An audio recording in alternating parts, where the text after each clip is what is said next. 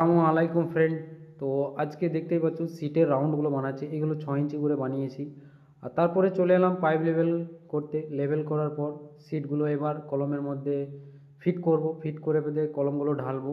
তো সামনে দরজার গেটের মধ্যে একটা ডিজাইন হবে, সেটা আমি রেডি করছি। 4টা কলম দিয়েছি সামনে, 4টা কলম এবার আমাকে রেডি করতে হবে সিটগুলো দিয়ে। আর তোমার লিলটনটার আমার হাইট আছে 7 ফুট, আর কলমগুলো তোমার হবে 6 ফুট করে। 6 ফুট করে দিলে পেতে ম্যাচ খেয়ে যাবে, কেন কলমের মাথাগুলো 4.5 ইঞ্চি করে বাঁধতে হবে।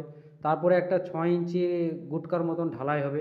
তারপরে মেন ঝিল্লিটা হবে গুটকার উপরে, তাহলে ওটাতে লিলটন লেভেলটা হয়ে যাবে। তারপরে যে 2 ইঞ্চি 2 চালটা আসবে, সেটা তোমার লিলটনের উপরে পড়বে, তাহলে প্রসেসটা পুরোটাই ভালো হয়ে যাবে। তোমরা এই হিসেবেই কাজ করবে, যদি লিলটন থাকে 7 ফুটের, আর যদি কলম ঢালো তাহলে 6 ফুট ঢালবে, তাহলে কাজটা করতে সুবিধা হবে। আর এখানে দেখতেই পাচ্ছ যে আমি সিটগুলো ধুয়ে দিলাম, কারণ সিটগুলো নষ্ট হবে না, ওই জন্যেই সিটগুলো ধুয়ে দিলাম। আর গিটে দুটো, বালি দুটো, আর সিমেন্ট একটা, এই ভাগে মশলা করবে, তাহলে তোমার কলমগুলো খুব সুন্দর বেরিয়েবে। আর মাথাতে দুটো আমি কলম রেডি করে নিলাম উলুম করে। আর তারপরে সুতো বেঁধে দিলাম মাথাতে, তাহলে মিডিলেরটা আমাকে আর উলুম করতে হবে না, সুতোর প্রসেসেই চলে আসবে খুব সুন্দর, মানে কাজটা করতে আমার সুবিধা হবে। ওই জন্যে আমি মাথাতে দুটো রেডি করে নিলাম।